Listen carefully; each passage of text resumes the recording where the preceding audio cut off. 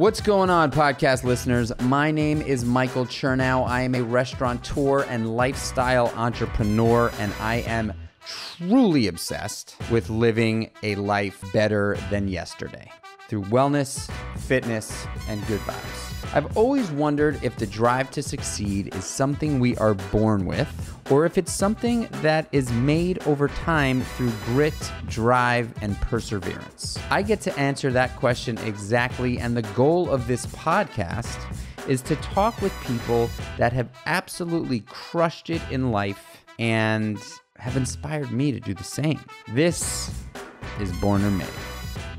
Ladies and gents, I am so fired up to introduce guest number 17 on the Born or Made podcast. Emily Abbate is a very good friend. She has an insanely awesome podcast called The Hurdle Podcast. But not only that, she is also a freelance journalist. She writes for everyone from GQ to Women's Health she writes about fitness and nutrition, and she is also a 8-time marathon runner. Actually, Emily ran 2 marathons on 2 different continents within 6 days. So I'm just honored to have you on the show, and you inspire the daylights out of me.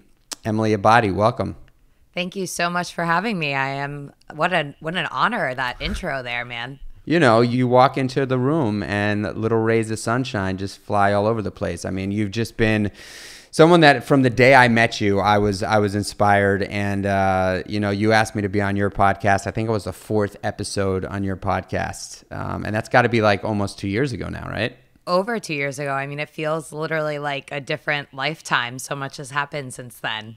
Why don't you just tell us a little bit about yourself before we sort of get into the whole spiel? For sure. I mean, you kind of hit the nail on the head there with all the great things you had to say. As you mentioned, I'm a freelance journalist. I have been out on my own now, writing everywhere from self.com, Women's Health, Men's Health, Well and Good, GQ, Live Strong. I mean, basically any of these awesome media outlets that have health and wellness verticals, I'm pitching content there on the regular. And aside from that, as you mentioned, I am also a freelance journalist. I am also a podcaster. So Hurdle has been around since the very end of 2017. We're about 1.2 million downloads in. We are over 170 episodes. I'm now at the point where we're publishing 3 times a week, which just is crazy. The podcast started bi-weekly with some awesome individuals, including yourself. And,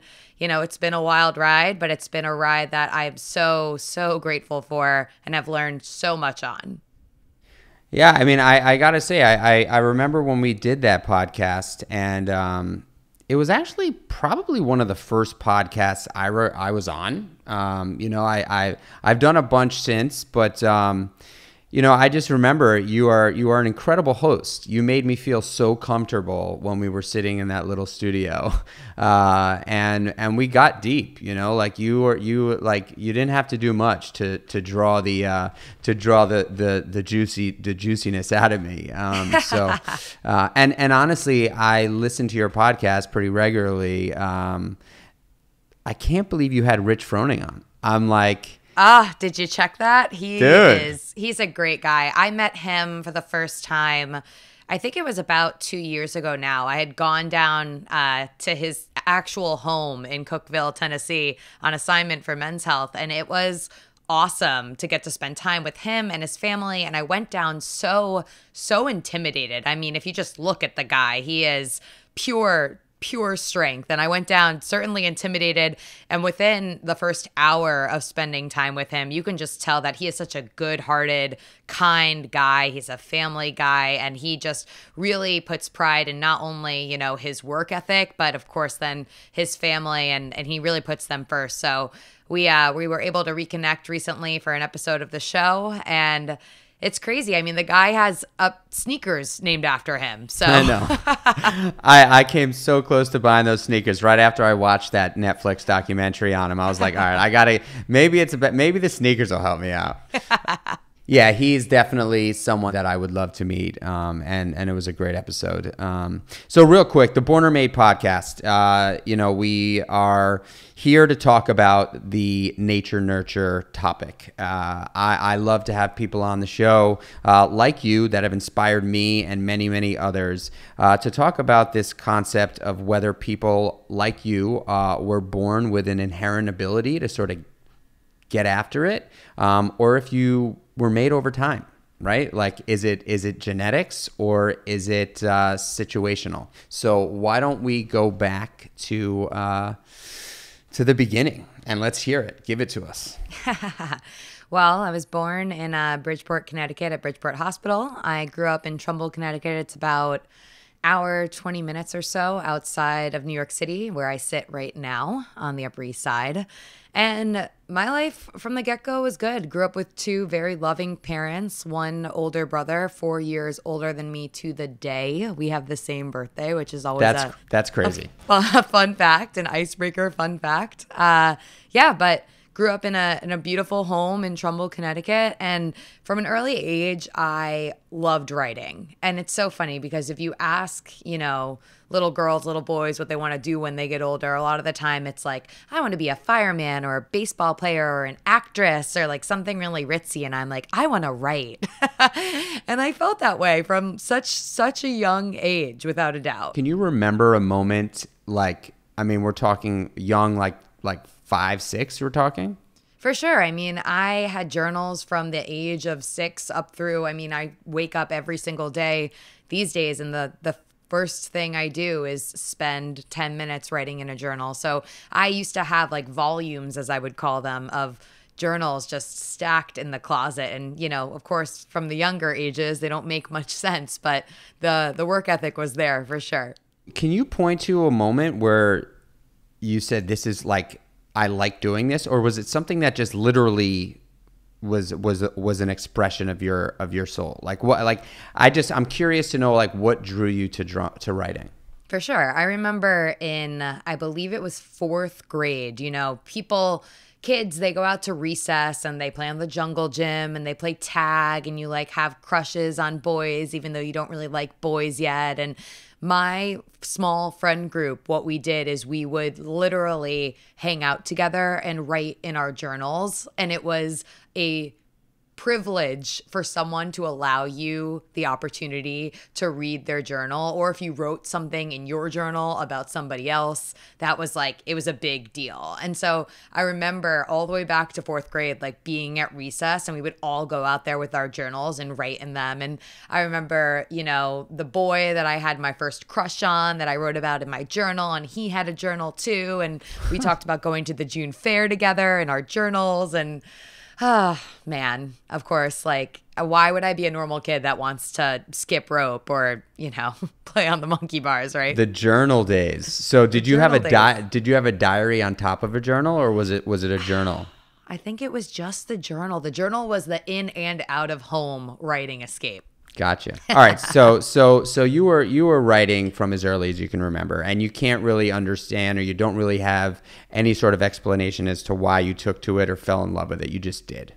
Yeah, I just did. And I started going to summer camp at a pretty young age. I believe I went to summer camp for an entire month at age 6 starting, and proceeded to go to that same summer camp up through when I was a teenager and into my early 20s as a counselor and then a programming director. And so I would go to summer camp. And of course, such a big part of summer camp is writing letters, right? And hearing from your parents and communicating with your friends. And so from age 6, 4th grade's not until age 11, I think. So from age 6, I loved writing and communicating with the written word. And I remember to this day, and I tell her this all the time, my mom has the most beautiful penmanship. And so I think it was just, I always wanted to be as good of a writer, at least aesthetically, as her. This is an interesting question, I think. And I've actually asked a couple of different writer friends of mine this question, because I do believe that it distinguishes a different sort of category of writer.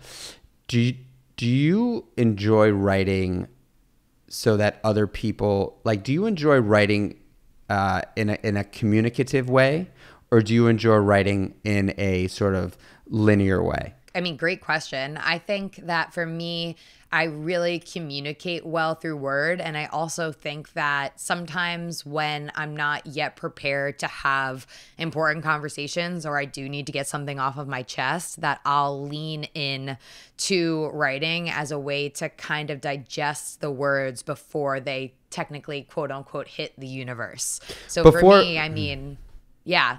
So for me, I would think that mostly it's communicating, but I write not just obviously for all the outlets, but also for myself and just kind of to process what's going on in my day-to-day life. I think it's a powerful tool. And before we just like go further, I just want to unpack that a little bit, because I do think that writing is an incredible way to push pause on potentially something that's happening, and you need to sort of like sift through it and cut the weeds out a little bit. Can you just walk us through like what that looks like for you? Yeah. And of course, I think that depending on the scenario, you approach writing in a different way. For instance, before I hopped on with you, I was working on an article for Map My Run's blog, and the article was about how to know when you need to buy new sneakers. And so that writing process looks a whole lot different than the writing process that happens at 6:22 in the morning,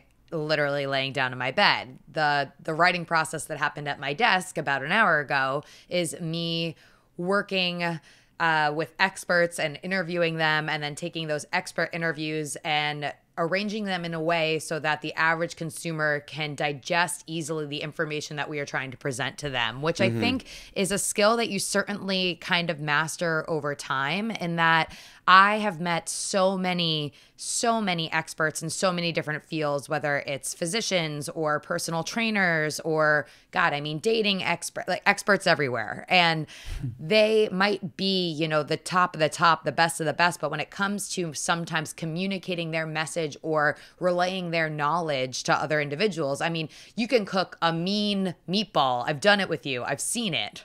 But it might be hard for you to like 100% nail on the head every time you want to help somebody else cook that same meatball just as good.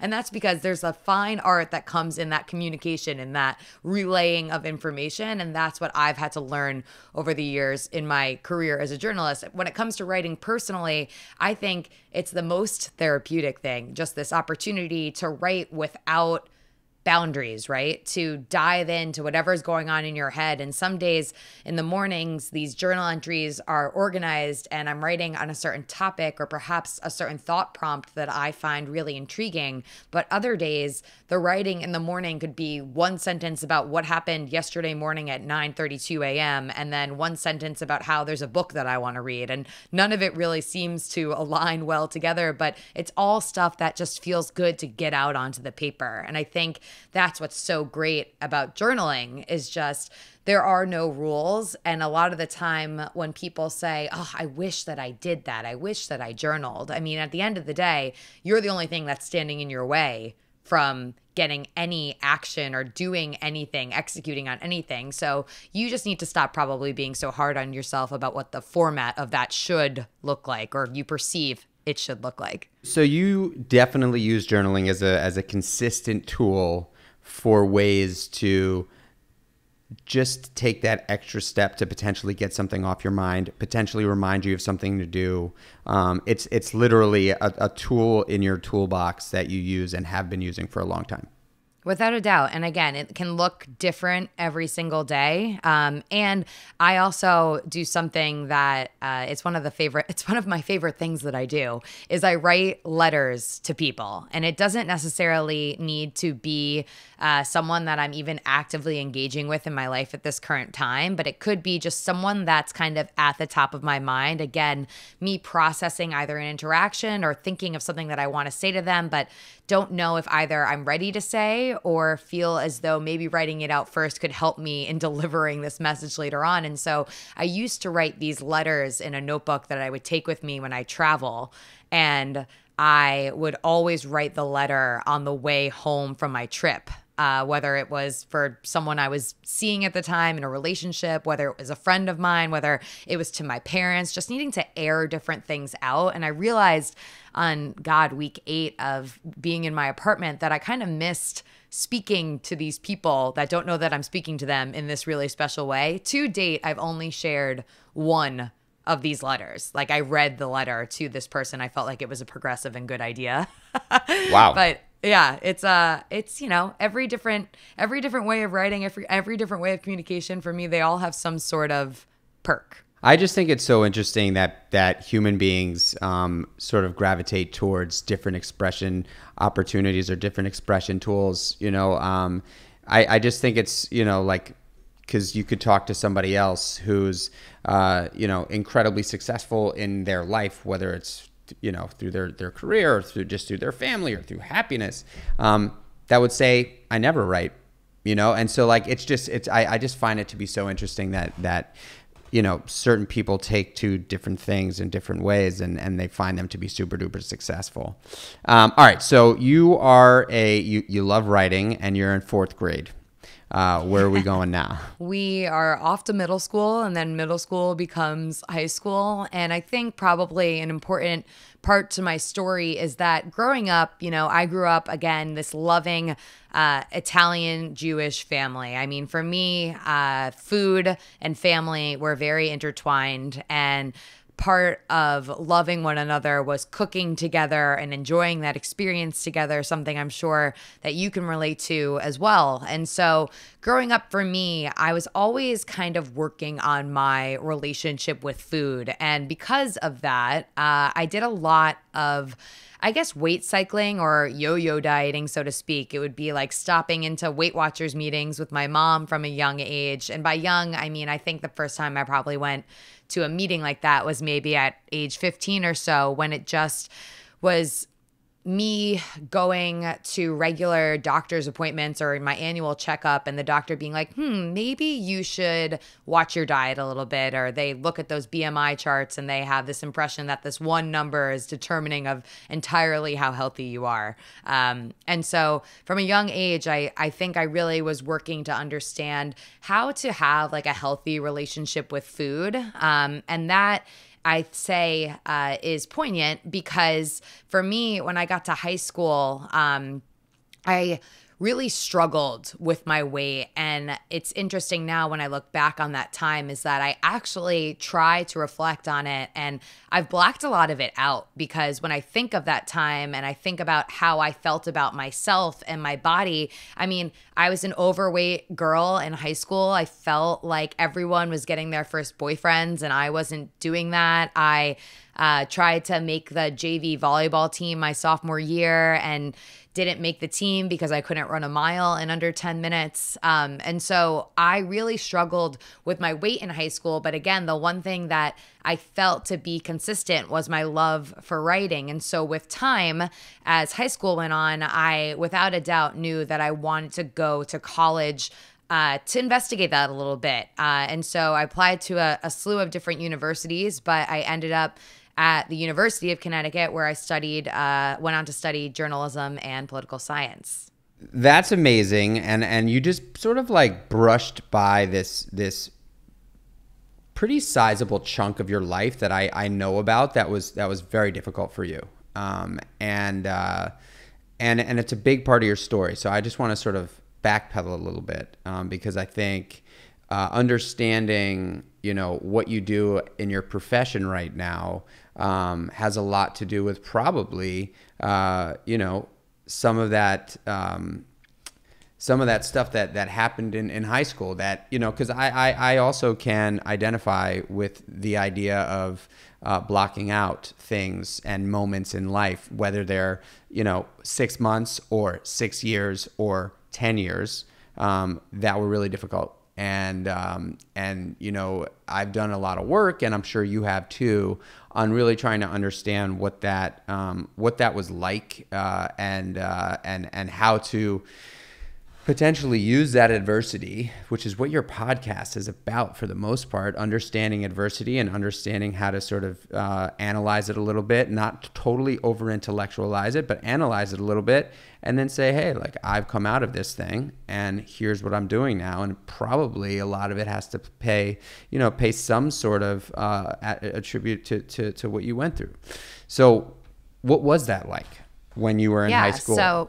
So when I was in high school, I mean, it was really difficult to feel like there were things that I was good at, but because of what I looked like, I didn't feel like anyone maybe even seemed to care. And I know that that was, something that I internalized and how I felt at the time, but it definitely was something that weighed really heavily on my heart. And again, I mean, not remembering so much about that time on my memory and recollection of that time period for me. I look back, I mean, I was heavily involved after the whole volleyball thing didn't work out. I became heavily involved in a regional and international, ultimately, youth group called B'nai B'rith. And my chapter of B'nai B'rith, I became the president of that in the local Bridgeport area. And then I went on to be president of the region of the youth group. And I think, 50 states, something like 50 some odd regions in the country. I was one of, a very select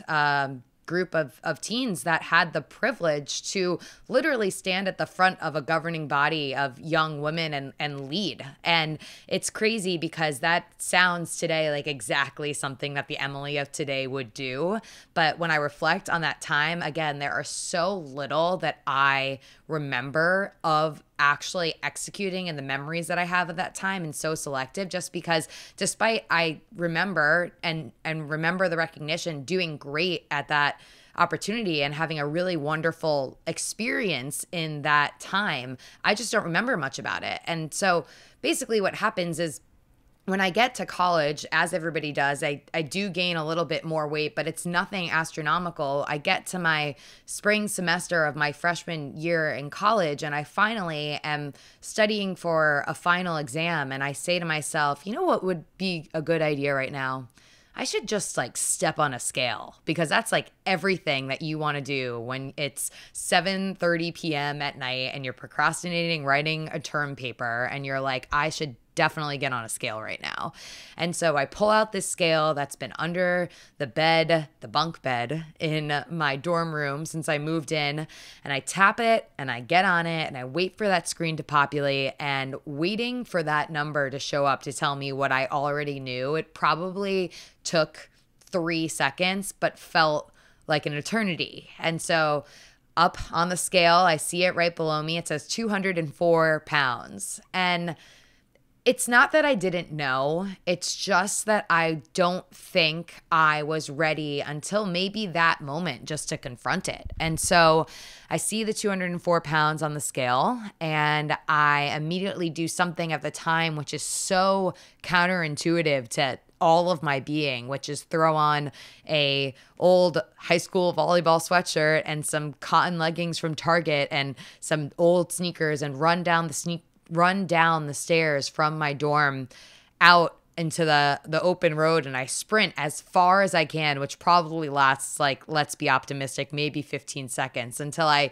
fall into the grass. And I remember so clearly the grass was dewy and wet, and it was late at night and the stars were out, and I'm in like cow country in Storrs, Connecticut at the University of Connecticut, looking up at the sky. And I just knew in that moment that I needed to pivot, that I needed to make a change, because I wanted to be happy. Like, I wanted so much more for myself, and I knew that there was more for me to go after. It wasn't just the number on the scale. And I want to reiterate that, is that there can be different levels of health at every size. But for me, at 204 pounds, I wasn't happy. I was extremely lonely. I look back at photos of that time, and they're all like selfies of my face because I'm ashamed and scared to show off my body to anyone. And so at that moment, what I affectionately on my podcast call my hurdle moment, that's when I knew that, my life was going to change,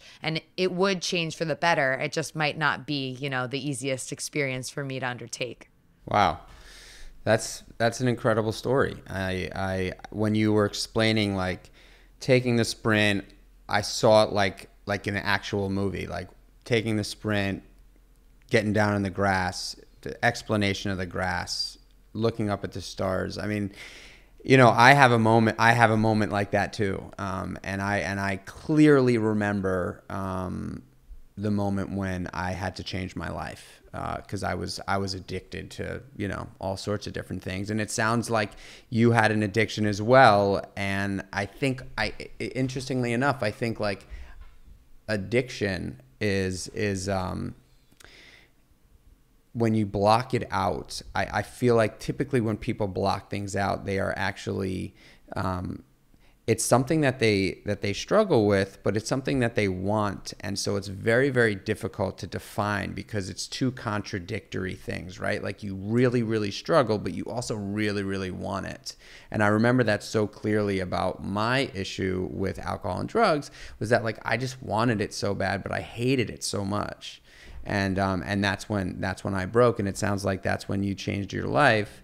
But one thing that I wanted to say was, you were the president of, what was the name of the youth group? The local region of my youth group was called the Connecticut Valley region of the B'nai B'rith Youth Organization. So B'nai B'rith, or BBYO, is an international youth group with chapters literally everywhere from Israel and Europe to here in the United States. And I was the president, or in Hebrew you call that Nasiah, of the local region, which comprised parts of Connecticut and Massachusetts and Long Island. Why weren't you okay with just being part of the group? Why did you feel like you know? I think for me, it was an opportunity. And that can be what I would say is the difference between a lot of people, is letting things that scare them be either a hurdle or a roadblock, or letting something that scares you be an opportunity to try something new, to get outside of your comfort zone with the understanding that eventually you'll have the opportunity to grow. Do I think at that time, at that age, that I viewed going after this coveted spot, running, so to speak, in the election to nail this position, did I see that as like, wow, this is really going to turn me into who I want to be? Of course not. I was, a 17-year-old girl that was dealing with body positivity issues and trying to figure out who I was. But at the end of the day, like, I wanted to do that because I think at the time, even maybe I was a little bit tired of being told that I wasn't good enough to do other things. And it was this thing that I saw that was within my reach, and I had the skill set, and I was passionate about, all of the different pillars of which the youth group was founded on. And I looked at that opportunity and I said to myself, like, that's something for me. Like, that is something that not only can I be good at, but I can execute on and then help other people in the process, which again, today when I talk about it and I reflect on that experience, these are all things that I am so passionate about in my day-to-day work, and especially with Hurdle today. But back then, I mean, it was definitely going into the opportunity, not really understanding the magnitude of that's exactly what it was, a big opportunity for me. So you're in the grass and you're looking up at the stars, and you make a decision. And that decision was what?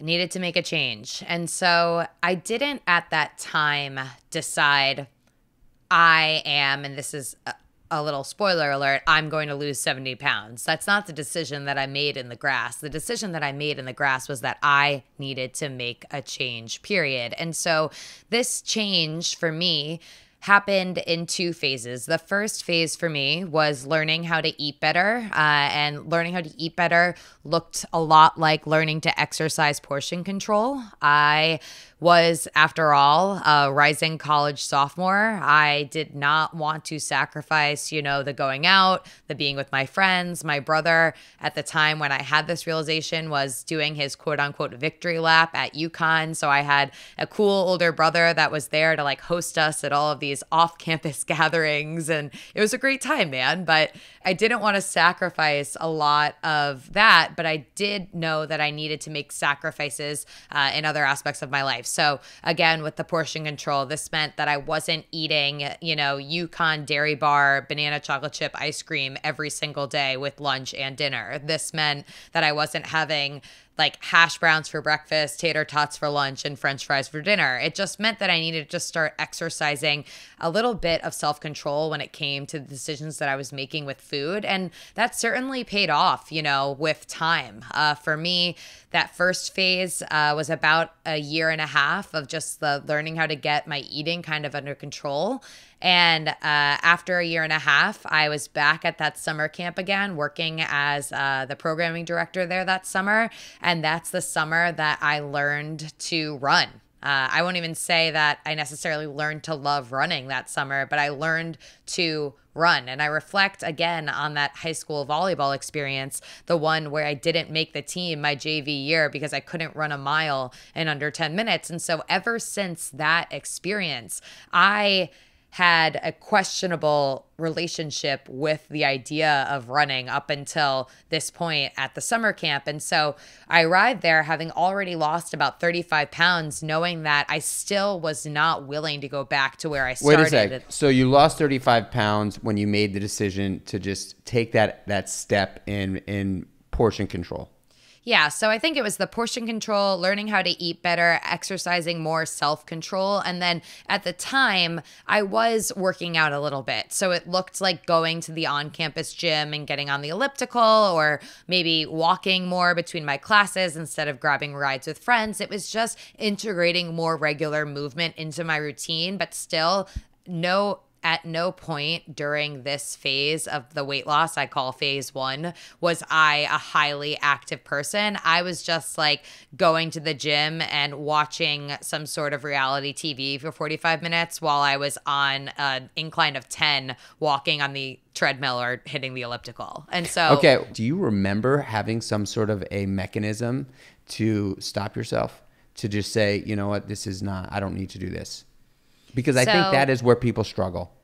I think the best thing that you can do is if there's ever a point where you're about to walk over to the fridge or over to the cabinet or wherever you're heading to get that thing that you know that you don't technically really want, but you think that you want in that moment, for just a second, or actually, I'll rephrase that. For about 5 minutes, think about it. So say you walk into the kitchen. You get there, you know what you're about to do. Leave the kitchen. Leave the kitchen for 5-10 minutes and ask yourself during that time, how would I feel right now, 10 minutes later, if I had went after the thing that I was about to go after? And if the answer in your gut is, oh, no, that would have been bad, then okay, that's a clear sign that you still don't need it. But if the answer in your gut is, yeah, you know what, I still really want this thing, I think I'm going to have the thing, then you have the thing. You go for it. But I bet you 9 times out of 10, the first situation is going to happen, not the second one. And again, I have always, you, sir, are much more diligent with what you put in your body than I am. But what I will say is that I've just never been like super strict, counted my macros, none of that. That's never been my thing. What's been my thing is like having honest, open conversations with myself and really getting to a place where I can listen to my body and listen to what's really happened and asking myself truthfully, are you hungry or are you going into the kitchen for the 14th time today because something is up and you need to talk to yourself about that? Because usually it's probably that. That's really what's going on. I think we are in a state currently right now, and we haven't even talked about the state that we're in right now, hence the Zoom podcast. But I think mental health is a real thing. Well, actually, I don't think. I know it's a real thing, and it's a bit of an epidemic right now. And specifically because we're all at home and taken out of our routine and taken out of our rhythms. But that self-awareness and the ability to stop and have that conversation with yourself is something that I practice regularly. I think it's so important. I think that is the distinguishing element between the doers and the talkers. Being able to just, like make a decision and be cool if you blow it every once in a while, but 80% of the time, you practice that little moment in time, that little thing that you just say, it's 6 o'clock in the morning.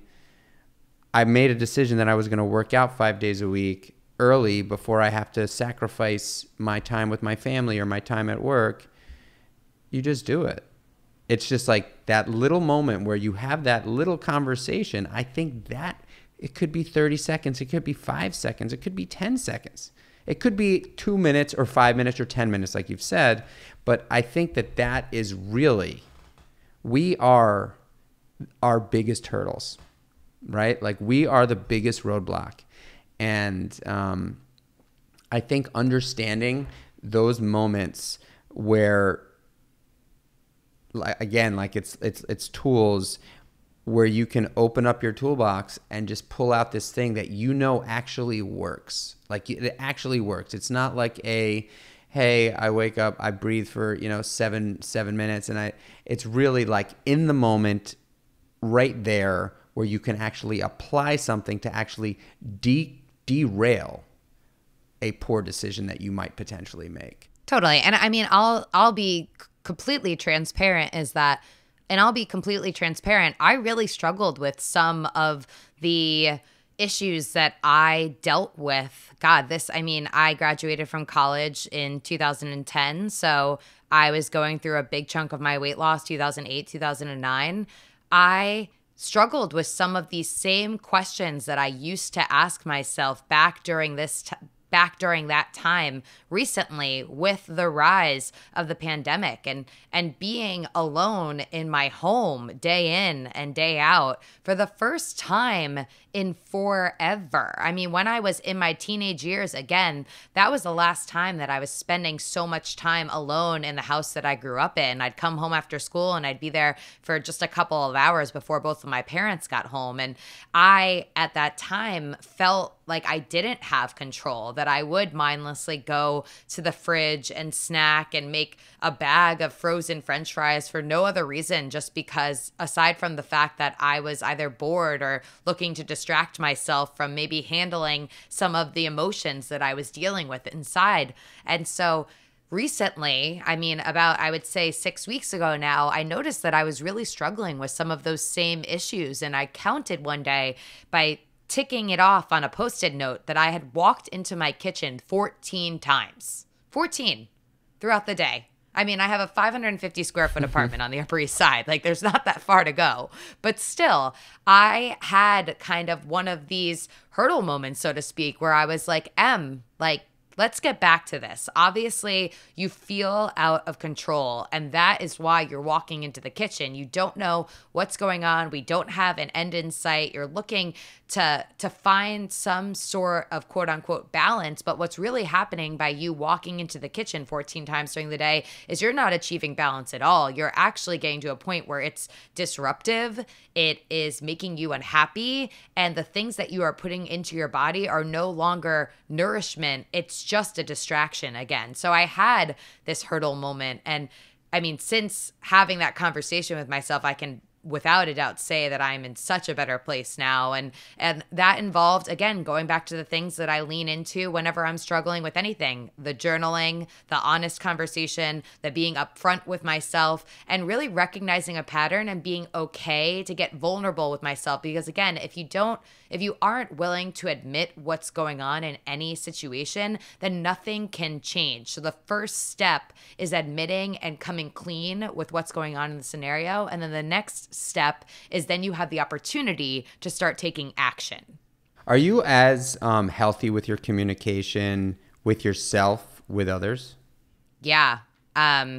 I especially, again, let's talk about this time and how we have been handling our relationships. For me, it is so important just to be upfront and honest with the people that I care about specifically. I mean, from my family to my friends. And I try to, for the most part, do business with people that I find we can have a really open and honest dialogue as well. I'm super honored, with everyone from who I have on the show to the sponsors that come on the show. These are brands and individuals that I really believe have similar values and really are passionate, community-driven people who really value relationships. And so for me, communication is just so important because I every day wake up and I live my life by my family motto, which is do good. My grandfather always used to tell it to us constantly when he was alive, and I want to do good every single day. And part of that for me is communicating openly and honestly with the people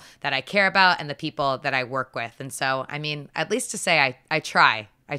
When you are able to just, sort of break out of that fear of hurting someone's feelings, fear of saying something wrong, communication with ourselves, honest communication with ourselves, and with others. I don't know of any other way to really sort of get through situations and be real and transparent. All right. So I want to get through the rest of your story.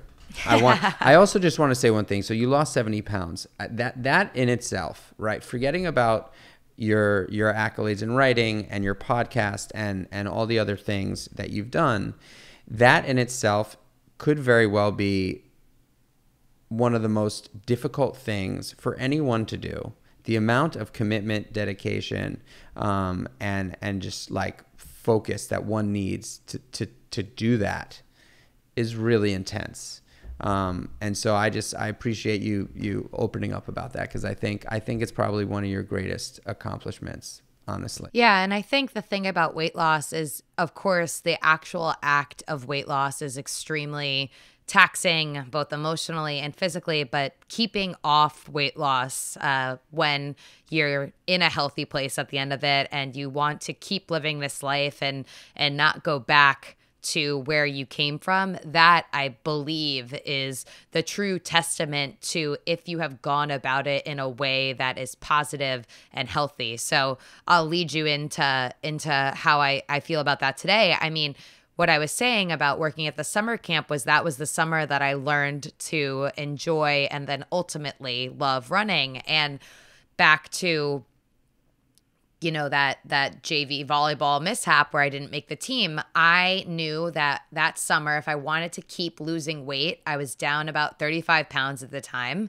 I didn't have a big box gym like a Planet Fitness to go to just stand mindlessly on an elliptical for 45 minutes. So if I wanted to keep losing weight, I knew that I was going to have to get active in some other way. And so for me, I knew it. That meant that I was going to have to start running. And so I remember that entire summer as clear as day. It would be go to lunch, leave lunch. We had an hour after lunch called rest hour. And during that hour, that was when I would change into my Hanes cotton V-neck and a pair of old Target leggings. And I would go out the door and run down the street and run back up the street and then shower. And then I think period 4 or 5 was the next thing after rest hour. And I would walk my way over to the pool. And every day that was the routine. And just like what you were saying before about you make a decision and you commit, I was committed to that 14-minute run every single day. And so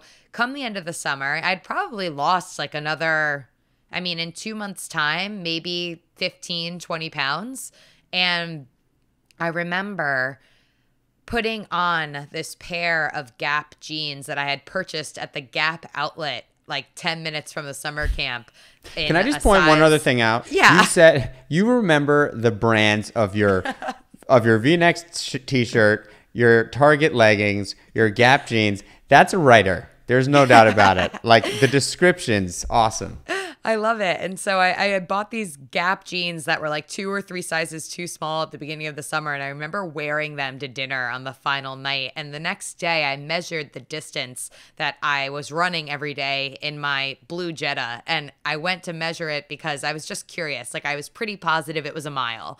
So I go out, I drive back, and it's a half mile. It took me 14 minutes. I don't even know how. I think I could crawl a half mile today in 14 minutes, but it took me 14 minutes a day to run a half mile. And again, another like beyond your years wisdom moment. I could have been so mad at that scenario. Like I could have been so frustrated. Like, what do you mean it took me 14 minutes? I ran a half mile. Like, what is this? But ultimately, the distance isn't what mattered, because by the end of that summer, by the day I got in my Jetta to measure that distance, I had learned to like something that I thought that I could never do well.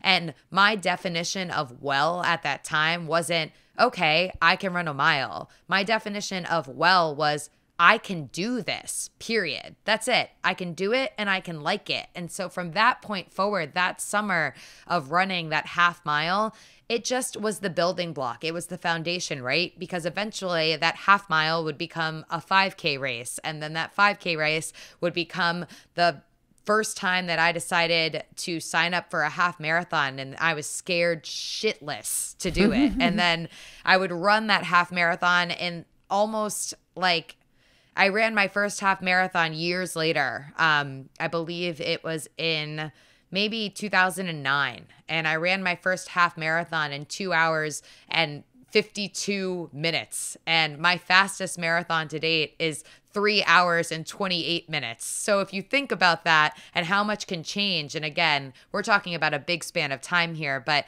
I would never have gotten to the place where I could run a 3:28 marathon if I never ran the 14-minute half mile every single day for 7.5 weeks. I absolutely love that you said that. I think that is so important, because that's what it takes. It does not start at the top.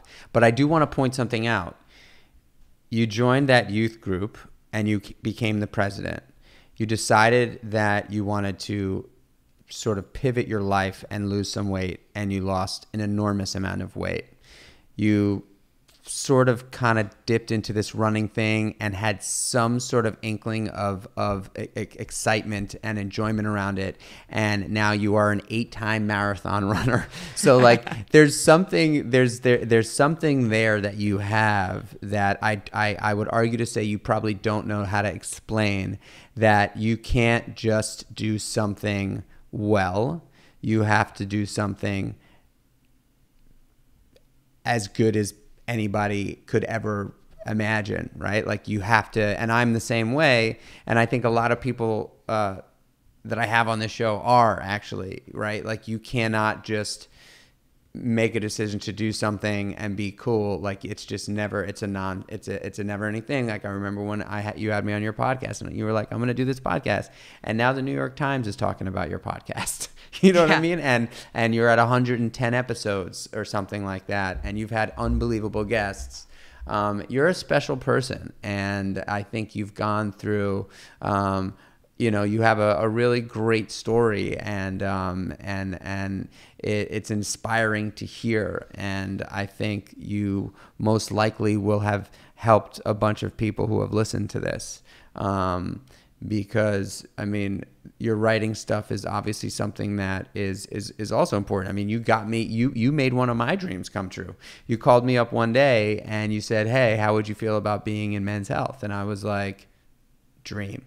Like that's a dream, and you made it happen, and it was an amazing thing. And that's like you're a leader, and you're strong, and if there's a piece of advice that you'd like to, that maybe was given to you, that you've passed on, or a piece of advice that you've sort of incubated yourself, that you have given to others, and it doesn't have to be pertaining to any one particular thing, but just what kind of advice would you like to give?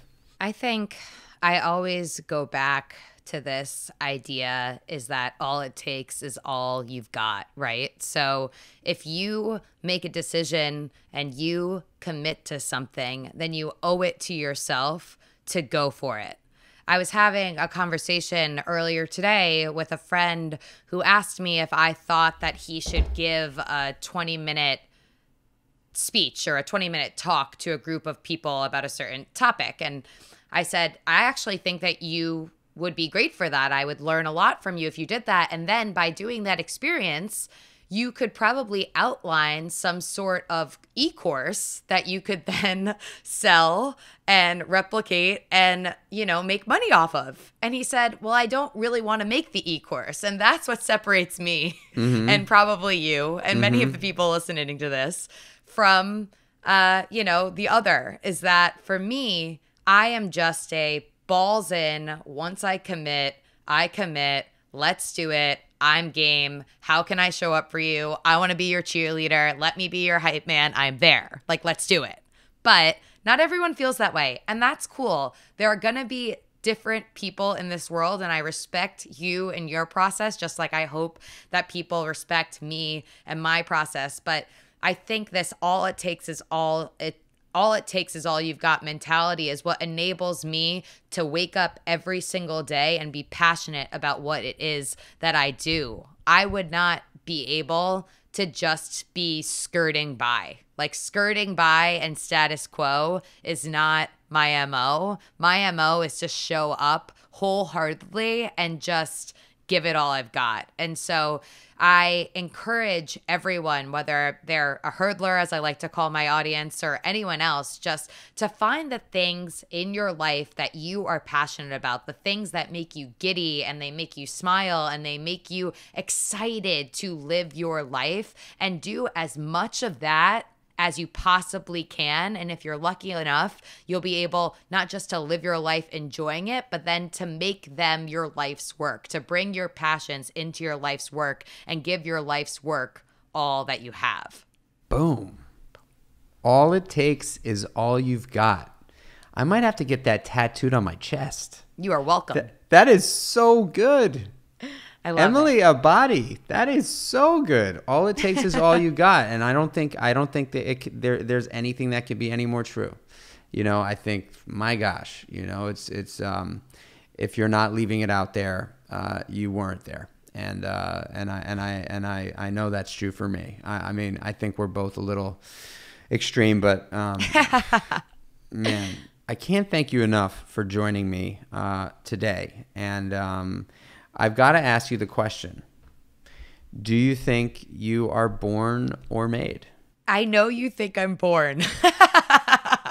I truly feel like I'm made, though. I feel like I'm made because I think that I am a very analytical and a very reflective person, and I learn a lot. I literally squeeze every lesson I can out of everything that I do. And so I think about the things that have happened, and I do think for sure that, I had great role models growing up. I watched my dad build his marketing business, his advertising business from absolutely nothing. He's an entrepreneur. I definitely think I get this entrepreneurial side from him, and I thank my family again for their love and support to help enable me and make me believe in myself that I could go after all of these different things. But I really do reflect on what's happened in my 32 years of life next week, and I think that it's 50-50. I think that I was born with a desire to be great, but I have learned how to go after what I want because of, these things that I have endured along the way. So I don't know. I think it's a little bit of both. I can't say one or the other, but I recognize both sides. There's no wrong answer or right answer. I'm so happy when people say made, because I think that it gives people out there that are aspiring to be an entrepreneur, or aspiring to be great at something, this opportunity to believe that it's possible. I will say really quick is that I think that really the made component of my story is just this constant quest to learn from people that I respect. And so when I wanted to start the pod, I didn't know the first thing about starting a podcast, but I just sought out people that had done it before me that I could ask about it. But can I just say something? That's why you were born. Yeah. Because not everybody does that. Not everybody does that. Not everybody says, I want to do a podcast. I'm going to learn every single thing I need to learn about podcasting. Some people say, I want to do a podcast. And then buy a microphone and then never do anything with it. So It's I'm true. just I don't want to discourage your answer because I'm so happy that you said that. And by the way, like I said earlier, it is 50-50. It is totally 50-50. And I would say it's actually less than 50-50. I'd say fewer people have said born. The majority of the people have said both because it probably is both, right? More people have said made than born, but I'd say the most people have said both. So anyway, you are the bomb. I am so grateful for you. I'm grateful for our friendship. I'm grateful to know you. I'm super grateful that you got me in the pages of Men's Health magazine. And, and look, I think all it takes is all you got. If that's all we got from this, I'm so pumped. We did pretty good. We did good. Stay safe, stay healthy. Hopefully we'll get through this crazy time soon. You're the best. You're the best. Where can we find you real quick? Of Where course. You can find me over on the socials at Emily Abbate, Abbate, and also, of course, at Hurdle Podcast. And also make sure to check out Hurdle in the iTunes store or wherever you get your podcasts on the regular. Sweetness. All right, Emily. Thank you. Thank you, bud. Appreciate you.